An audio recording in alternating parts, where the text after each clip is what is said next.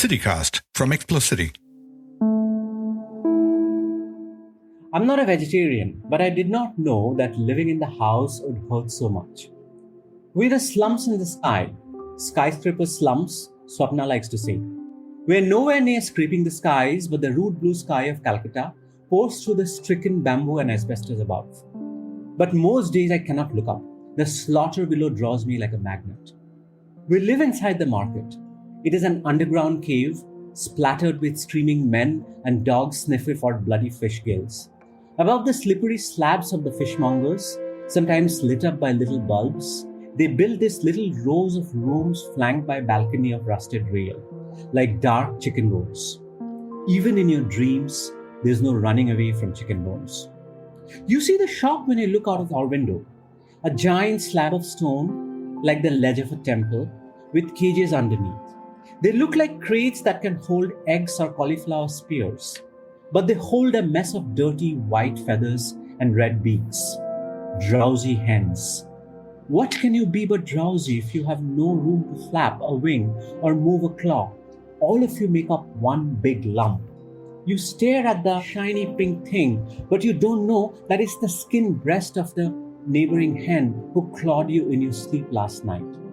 You don't need to stare out of your window when the butcher pulls out the hen as wings splutter weakly in the cage. Everything is weak. The caged life is a drug that waters you down.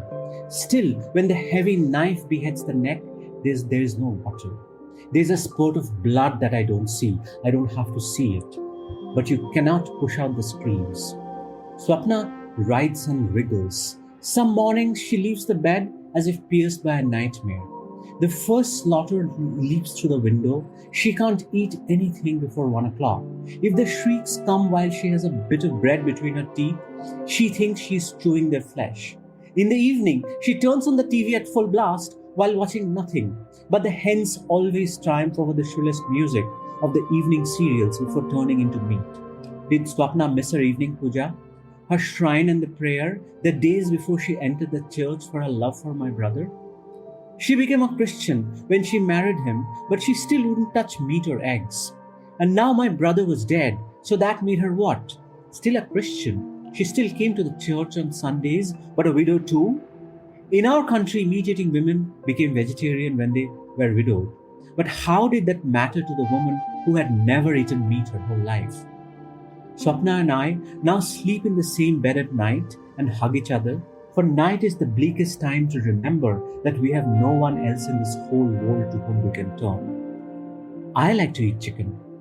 I come from a place where they eat kinds of flesh unknown to most people in the city, but Swapna's pain has become mine. Her body jolts under the thin sheet we share at night, and the shock passes into my flesh.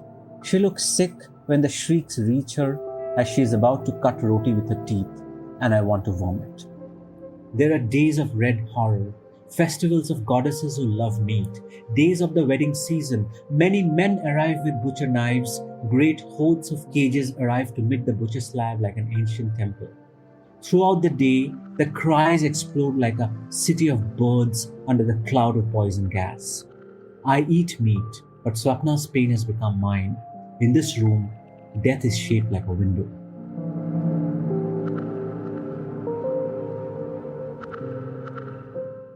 Indians live in many skins. We deal with an extraordinarily diverse and multi-layered thing that we like to call Indian culture.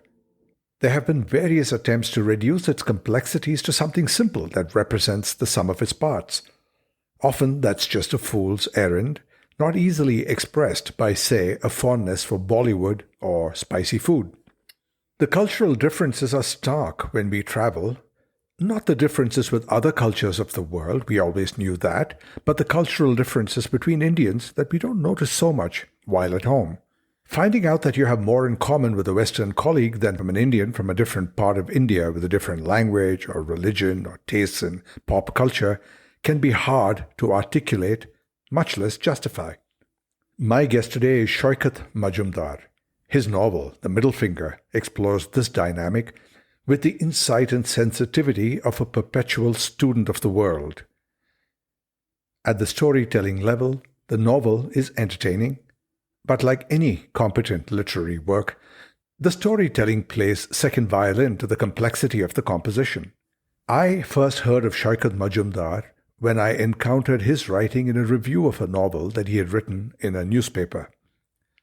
There's always something about class and competence that jumps out at you from the page. So when I Googled him, I was delighted to find that he was a much published author and an English language academician. After his tours of duty as a teacher on the west coast of the US, as well as in Rutgers University, Saikat now is a professor of creative writing and literature at Ashoka University in Delhi. And today, I am delighted to invite him as my guest. Saikat Majumdar, welcome to the Literary City. Thank you. It's a real delight to be here. I've loved your selection of talks, so it's wonderful. I'm really excited to talk to you today. Well, that's the first time an English or any professor has said anything good about me, so thank you. Well, I've been immersed in your books over the last couple of days, so let me say this, I'm the winner here. Oh, thank you. That's very kind of you. I know you have a lot on your plate, so that's very nice to hear. I'll do my best. So to begin with, a general comment about your writing. Your expression is wonderfully fluid. I think it's remarkable that you are able to change the voice in the words without compromising on consistency or credibility. Oh, that's a great observation, and thank you for that compliment. I think, since I also teach creative writing, I often tell my students that voice is what really matters. Reading a book is a lot like hanging out with a person, and we hang out with people not because what they're saying, but how they say it. What their mannerisms like. And it's kind of getting to know a person. So I think voice is something I thought a lot about. And how did you apply that to the middle finger? In this book, it was a challenge because I took on a woman's voice. I think I've always been drawn to voices which are vulnerable. That's why I've written two novels with very young children, both male children. But the flaws, their misgivings, their doubts. But then I realized even adults are not necessarily very finished people. Adults are pretty flawed too. They are also confused. They're full of doubts. And I wanted to capture that. It's really about getting into the skin of a character. If you can get into the skin of a character. So if what you're saying is right, then that's music to my ears. Right. Now you teach English literature in your day job. Now I know that must require you to parse what you read into components. And then you write a novel. Now, does being an academic help or hurt imagination and soul? Right. Again, a great question. I think you go through different phases. I think I wanted to write because I was a reader. I loved reading and I read a lot before I thought about writing. I was quite young when I started writing. But it's like I never thought of them as separate. I thought reading and writing went together. Then as I grew older, then I realized I really want to spend a lifetime doing this.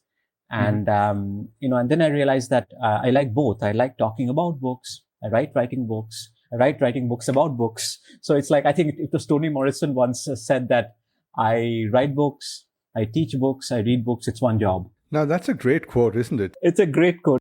But I think what happens with people who read a lot is, I think we need writers to read a lot these days. I feel writers are not reading enough, and I think it's showing in the writing. But of course, we who like to read sometimes have a kind of an heightened, exaggerated respect for books, bookishness, and it kind of shows in your writing. You become too conscious. You're paying homage. You're taking an idea, and I think I've been through that phase.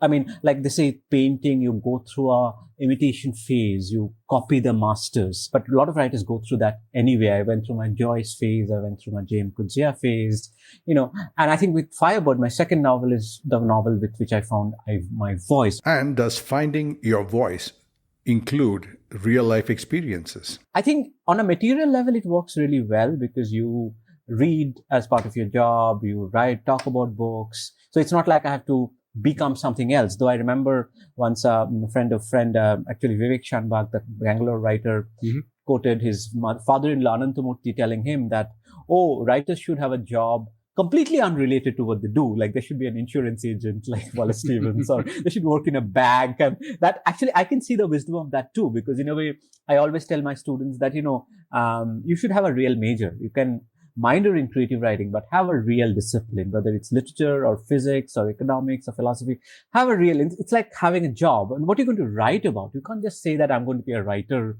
especially when you're so young. So I see that too.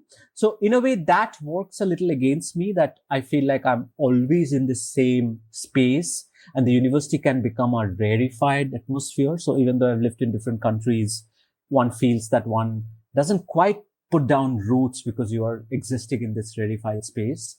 But on the other hand, you are always with books, you're with writers. At the level of craft, I think you go through these phases where you have this excessive respect, you're taking somebody else's voice. And then once you find your voice, I think it can be wonderful. It's almost impossible for me to read a novel without also thinking of certain formal questions, as well as certain other historical and political questions that will also come. Right. But I think when I'm reading a novel, I'm always reading it as a novelist. But I also think it's important to let go and just have fun. Now, on the fun factor, now in your book, Prose of the World, which is an academic book, you ask if the valorization of banality and boredom hinder engagement. You specifically say, does banality stall narrative or does it transform it? Well, does it? It's a simple version of the question is it boring to read about boredom? I know. Or is it, or reading about boredom is an exciting affair? It's like, people, you're almost want to reduce it. Yeah, it's like you're preempting any accusal of being boring. How can you call me boring? I'm talking about boredom, so that's better be.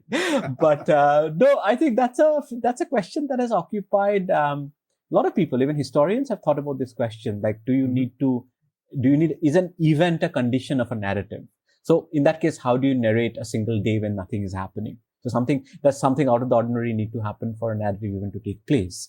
And I think obviously modernist writers, whether it's Proust or Joyce or Woolf, have shown that no, you don't need narrative in that sense. Narrative can be very much like painting. It doesn't have to always have a temporal logic. It can have a spatial logic. You can paint something just the way you paint a still life. So no, I don't think the ordinary necessarily, we know that now. In a way, I think that's the gift of modern narrative. It's like Chekhov, somebody supposed to have asked Chekhov, like, oh, how do you get your short story ideas? And he apparently said that, oh, put your cigarette on the ashtray and I'll write a story about it. Let me say that Prose of the World is an academic book, and that question in isolation, without having read the preceding 100 pages and the succeeding 100 pages, might not make sense. I didn't realize this book would come up here, because I was thinking that's certainly for a more specialized audience. That's more academic.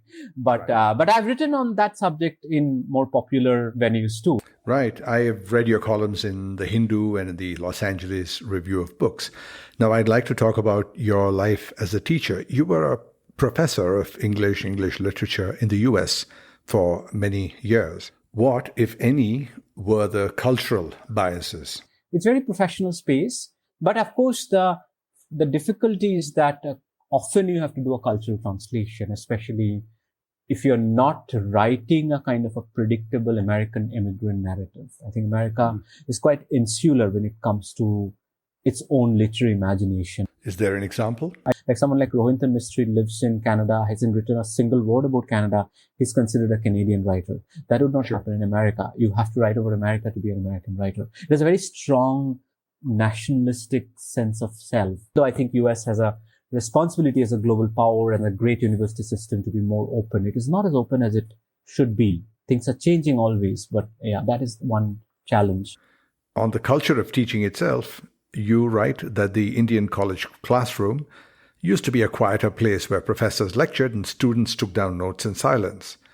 In America, you write, students put their feet up on the desk and sipped from giant cups of Coke, but struck back at the professor's niche references with quotes from Walter Benjamin. Oh, yeah. This was a revelation. Which ones do you prefer? And are students in India still the same? I was talking about what the students we used to be. I think the current generation of students are actually much more like the American ones. I mean, certainly the place where I teach, they come from a certain kind of schools. They're quite interactive.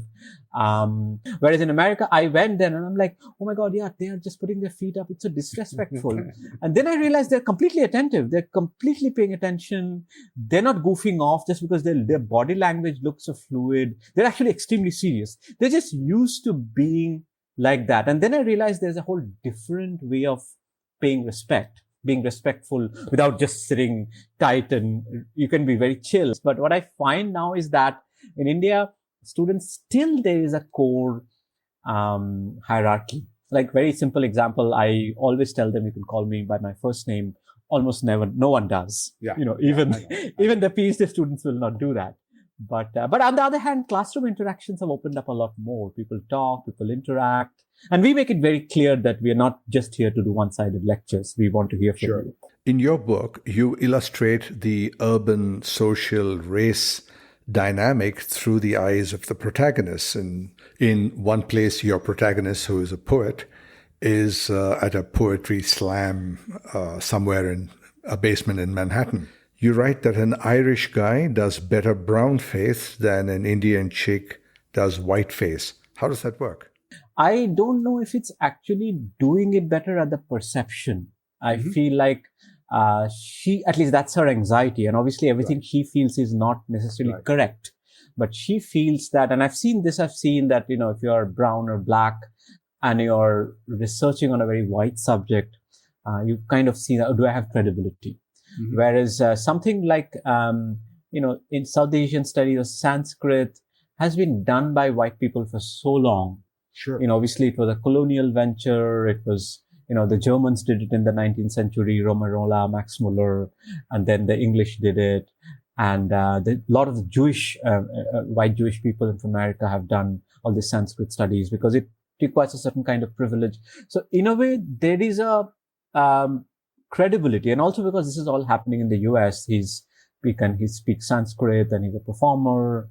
So that's what she's feeling. I don't necessarily know if she's correct, but she is haunted by this anxiety that I'm not seen as a credible participant in these conversations as a brown person. And her anxiety is not just about doing her white research. She's also writing poetry about black people. Even that is cultural appropriation. But she feels like, oh, this guy, Rory, he doesn't have any anxiety at all. He just comes and he puts on his, his dhoti, his stuff. He puts on his Sanskrit and he's chanting, and nobody has any problem. He spent time in Kalakshetra and he's very happy performing, as an Indian. And there's a brashness there. There's a certain brashness there, which she almost envies. And I think it's also gendered because, women may not always feel as confident taking on certain positions as men do. Women probably ask themselves more, that am I really qualified to do this? Men can sometimes just do it very simply without asking those questions. So she's also comes across as a more sensitive person through her self-doubt. So that's how I meant it. I experienced some of this Edward Said type Orientalism of which you speak when I was in school in Madras many years ago. And when you're a certain age, you get dragged to things, right? Yes. And some aunt or great aunt forced me to take her to this lecture given by two young American Hare Krishna guys on the Bhagavad Gita. And these dudes were lecturing to an audience composed almost exclusively of older Tambrams sitting in the audience. Isn't that hilarious? I'm telling you. And these Tambrams, they're my peeps, for the most part, very arrogant. And they're sitting there submissively in front of these two young 20-somethings. I was so pissed off. At one point, this guy educates the audience that even if we live to be 100, our life would be a day in the life of Brahma. I was a brash teenager, so during Q&A, I informed the guy that it's not 100 years, but 108 years. That is so funny. That is so funny.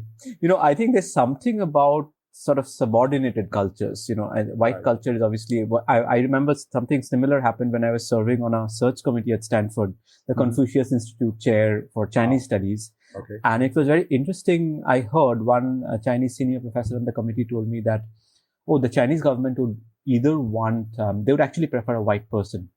Right. Because China wants to tell the world that, look, white people are doing our culture. So it's a kind of an act of cultural imperialism that, oh, they actually have taken the trouble. Whereas if you are a culture which feels threatened or marginalized in any way, so if you're a black culture, then you don't feel that. Then you feel like they're taking over. But China, Sure. on the cusp of becoming a world power, actually wants to say that, oh no. Actually, I've heard this from friends that you know, if you obviously don't look Chinese or anything, but if you on a Chinese street speak to somebody in Chinese, they're not that surprised. I would be very surprised if a white person just spoke to me in fluent Hindi or Bengali. I'm like, wow. And I've heard like, oh, people, oh, that's fine. We have our language. So it's very interesting, you know, who shows this anxiety about whether my culture is taken up or not and who doesn't. So, is it just a matter of money and privilege? You know, without trying to generalize, I find that those who earn a lot of money and have a good life, like the Wall Street guys, for example, don't no rush to come back. But the ones that do, very often don't earn enough, and their own sense of self-worth vis-a-vis Americans, other Indians, doesn't quite make the cut. Yeah, I think you're absolutely right. I think it's an intersection of race and class. So yeah, it's very interesting. I think the way class and of course your experience depends greatly on that. So a lot of very wealthy Indians are of course quite conservative on the right wing, which is also one thing which I found problematic. You know, their ideas about women and property and all of that is very. I remember this hilarious incident when we got a car and some friends said we should go to Sunnyvale and do a puja with a Panditji and all that. And like, okay, fine, I'll do it for the sake of it. I went there and it was a Prius, so it was kind of one of the earlier hybrid cars, and the Panditji did the puja, and in the end he says, "Koi baat nahi, pehle baar next time Lexus ho jayega." Like what? This is a Panditji is kind of consoling me that, oh, it's too bad. Next time next time you'll have a Lexus. You're like, of course, you know, he doesn't care about hybrid cars or green value and all that. Those things are not important. It's seriously the Beamer or the Lexus or the Mercedes. That's what. And I'm stunned that a Panditji is saying this. This person is supposed to be a spiritual person. Oh, spiritual Panditjis. No, they're all at the Hare Krishna lectures. Yeah. How about a reality TV show, The Last Pandit Standing? I know. You have written quite substantively about post-colonial English writing. In your review of Juliet Banerjee's The Gap-Toothed Banister in the LA Review of Books, you write, for some people, perhaps for most people in the world, there is no true home, neither in place nor in time. This was about the Anglo-Indian community, and in particular, you had a scene where this guy Bob was very upset about people pissing in the street, in the gutter. Sounds pretty post-colonial to me. Yeah. I mean, the striking thing was not that he was just pissed off by that scene, which I think many of us would be, but he linked it to a kind of British way of looking at Indians as savages. But when you look at it, that, oh, Indians, this whole historicist narrative that, oh, Indians will never make it because they still piss and shit on the roads. But it's something for a white Westerner to say that, and for an Anglo-Indian to say that. It's very interesting. It's what interested me was not so much the comment, but the identity of his own identity that comes across from the comment. Right, I get it. In another article, you write, it is as if our minds put on a jacket and tie the moment we start to read in English. It's true that people read in English with a clear desire of upward mobility. Truly. All right, let's move to your book. Now, the title of the book, The Middle Finger, has more to do with a larger purpose and less to do with flipping the bird, correct? Tell us more. Yeah, absolutely. I mean, there's the epigraph which says right there. Of course, it's that story, the take of the Drona Ekalavya story given by Wendy Doniger. Wendy Doniger's Hindus quotes this story that, you know, this a giant version, a medieval version, is where Drone didn't know that this whole thing was happening with Ekalavya and his thumb. The whole nasty trick was played by Arjun, because Arjun obviously didn't want Ekalavya to compete with him. And he said that you must pay this Guru Dakshina. and got his thumb chopped off. And when Drone came to know, he was actually very angry at Arjun. And he said that you sneaky urban thief, you cheated this innocent Bhil.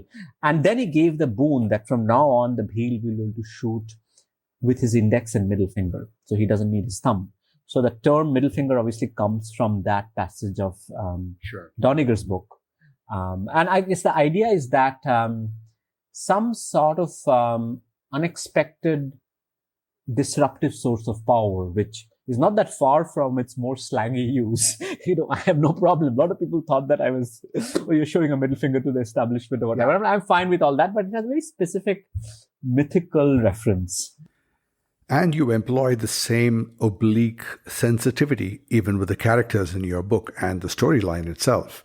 So, for instance, you explore themes of sexuality.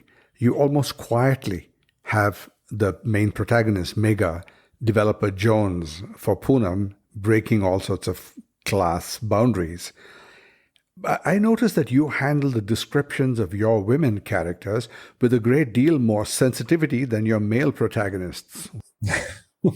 That's interesting. That's interesting. That's I guess I'm happy in a way to hear this, because this was a very woman-centered novel. Mm-hmm. And as it happened, the novel I published just before this in 2019 is the novel Scent of God, which is a queer romance between two boys in a boarding school in a Hindu monastic ashram. So there was that, and that was very much directly seen as a queer novel, and it came shortly after the decriminalization of homosexuality in 2018. So it got caught up in those debates, and there was a lot of question about. Whereas in this book, again, I guess I'm drawn to transgressive sexuality. And that is a theme that keeps coming back. Even in The Firebird, there's this whole Oedipal thing about the boy watching his mother acting on stage, and there's this attraction thing. So I'm drawn to that, and I don't necessarily think in terms of gay or straight or those terms, but sexual desire where it shouldn't be, or forms of sexual desire which cannot be normalized. You cannot construct a narrative about it. Sure.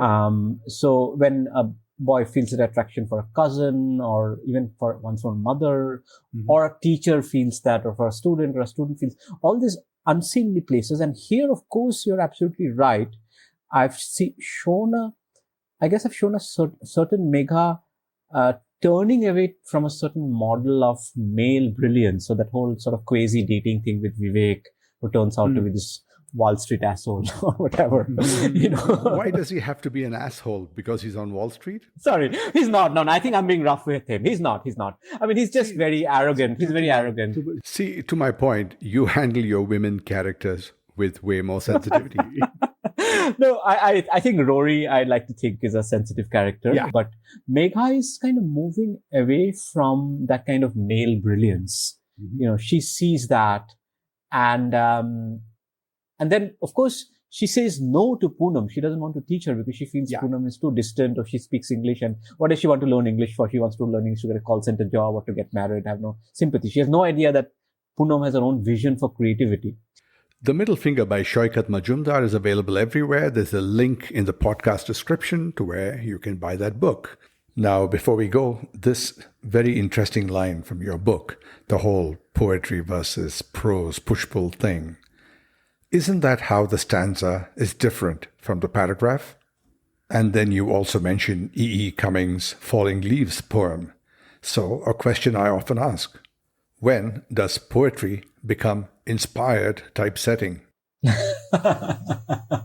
Well, that's when you know that some poets do write to be read. That E. Cummings poem, or that I think there's some poems in Arun Kolakkar's Jezuri, which are shaped in a certain way. So they look like a bell or something, or a leaf. I know. So they're clearly meant to be read. The print culture. So poetry is also a printed genre. Poetry is not just performance. So poetry is one of those genres which change. It was performative and communal, and it becomes print.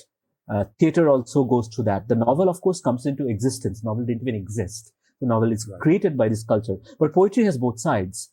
And I think that's the conversation Megha and Jishnu are having, that, sometimes print has a certain visual appeal. We read poetry for their visual appeals too. And we process words not just through ears, but we also process them through our eyes. So I think that is something I think a lot about. What are the senses? I like to think of myself as a sensory writer. I like sensory writing, things which evoke touch, smell, things like that. But, which senses are you evoking? That's sometimes the question. That's quite fascinating. And let me say, Saikat, that you've been a fascinating guest on the show. Thank you. I'm very moved that you've read quite a few things. So that obviously adds the quality to the conversation. Saikat Majumdar, thank you so much for being my guest on The Literary City. Thank you so much. It's a real pleasure being here. And that was author, professor of literature and creative writing, Saikat Majumdar. A serendipitous find, the best kind of find there is. And I'll be back with What's That Word, that fun segment where we look at words and phrases that we use all the time, but never stop to think about. Hang around. It'll be great fun. Fans of the TV show Mad Men may know the gimlet as Betty Draper's favorite drink. But Betty likely knew it from Raymond Chandler's 1953 novel, The Long Goodbye. It's really easy to make a classy gimlet. Pour in 60 milliliters of Hapusa gin. Add 30 milliliters of lime juice. Shake on ice until well chilled. Garnish with a lime. Then settle back and let that smooth and suave Hapusa do its thing. Hapusa is made from juniper berries from the Himalayas. Juniper berries are hard to get, but it's easy to buy a bottle of Hapusa. And I'm back with What's That Word? She is my co-host, and she's right here. Hello. My name is Praniti, but you can call me P. That's P with an A, not another E. Hello, P with an A. Now, what did you glean today? I have a question. I was afraid of that. I found the interview with Saikat Majumdar absorbing at many levels. Yeah, he's great.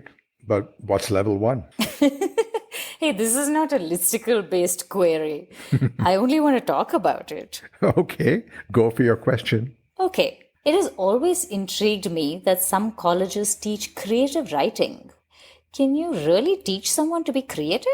Well, I actually discussed this with Saikat at some length, and he said that it is a matter that is often discussed.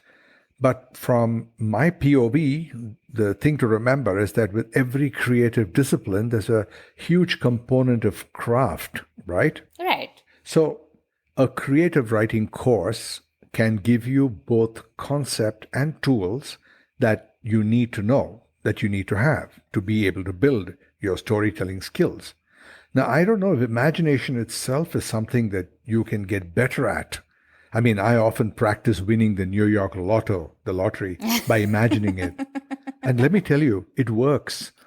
I imagine such wonderful things happening from that. Yes, those wishes are horses. Nay. Groan. Boo. Well, okay, P with an A, what's that word? Well, today I was intrigued by two things you said in your interview with Saikat Majumdar. And those are? One is flipping the bird. Oh, yeah, right. And the other? You said that Megha got Jones for Poonam. Yeah, she did. It's all over his book. Look, I'm not gossiping with you right now. Don't flip out. Flip out. I get that. All right. Okay, cool. Now on to flipping the bird. You know the meaning, don't you? Yes. It's that rude gesture by sticking out the middle finger. I know it as flipping the finger, but how did it become flipping the bird? Actually, this is one of the more interesting phrases I have researched, not merely because it's titillating, but that too. Of course. But because of its universality. You know, I found that almost every immigrant community to the United States wants to claim that they were the source of that gesture. That's an insane thing to want to own. But it's so macho. Yeah, if macho equals stupid. Doesn't it? Almost always. You said it, not I. Well, anyway, so the gesture universally involves an aggressive upward motion with the middle finger, sometimes the whole arm. You know, the French slap their arm on top of it, and the Italians have their own way. Yeah, and it all amounts to a matter of shove it, doesn't it? Shove it, pretty much, yes. Well, the finger is supposed to be a phallic symbol, and the gesture is an unwelcome, aggressive use of it. Right, but how did birds come into it? Here's what I found. Birds have had a long association with insult. Now, audiences in England have, for I understand, well over 700 years, expressed their dissatisfaction at the theatre, at performances, by hooting like owls or hissing like geese. This reached such a level where playwrights started to take notice of this, and in the final speech of Troilus and Cressida, which Shakespeare wrote in 1602, the protagonist Pandarus confesses, "My fear is this: some galled goose of Winchester would hiss." But by the 19th century, this phrase was so common that the English started to use the word goose as a verb, like goosing someone. Anyway, by the middle 19th century, the word goose was replaced with a more general bird. So, you see, up to this point, it was all still vocal. But Right. by 1960, they quite naturally adapted it to the root gesture, which is using the middle finger, and flipping the finger became flipping the bird. That's interesting. But was the gesture also a 19th century thing? Quite not. The middle finger gesture goes back, as far back as ancient Greece and ancient Rome. No way. And now in Aristophanes' comedy, The Clouds, which he wrote in 423 BC, When his character, named Socrates, is quizzing his student on poetic meters, and the character called Strepsiades, I'm sure the guy always had a sore throat, declares that he knows quite well what a dactyl is, and on stage flips him the bird. Oh. Now the gesture is a visual pun of two meanings of the Greek word dactylos. Number one, it means finger, and number two, it's in poetry the rhythmic measure composed of one long syllable and two short syllables like the joints of a finger. Ah, okay. And three, you are supposed to apply your imagination to what the construction of an extended finger with the other fingers closed into a ball is supposed to resemble. Ew. Right, that's the technical term for it. Now I see why I don't need a creative writing degree to imagine an extended finger and two listicles.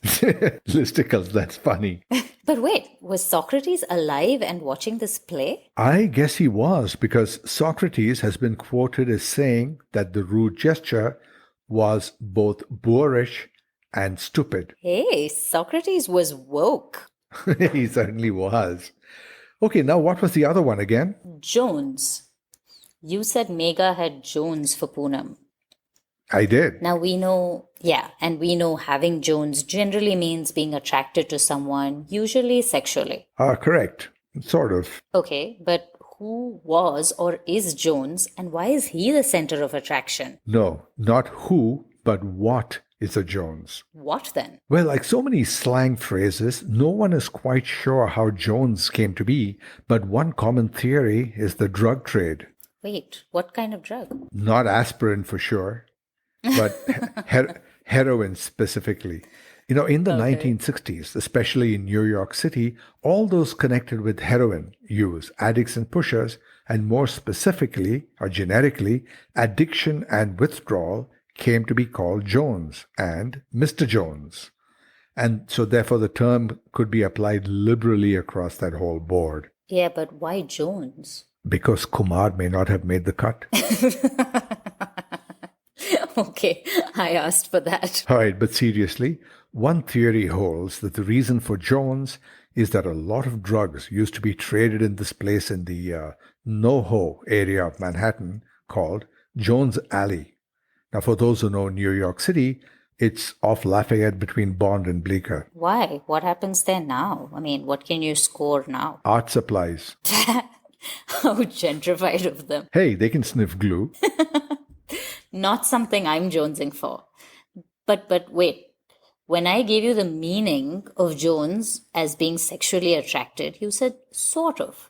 Why? Oh, that's because Jones can be applied also to non-sexual things, like jonesing for a cold brew or jonesing for a donut. And why is that not sexy, I ask? Oh, I'm really? jonesing for a cold brew right now. Okay, you go do that while I'll sit here and Jones for the New York Lotto. Okay, I'm off. Bye. And that's our show. Thank you so much for being here and listening. Wherever it is that you listen to podcasts, hit that subscribe button or whatever it is that they call it. And be sure you will never miss an episode of The Literary City. Have a great week.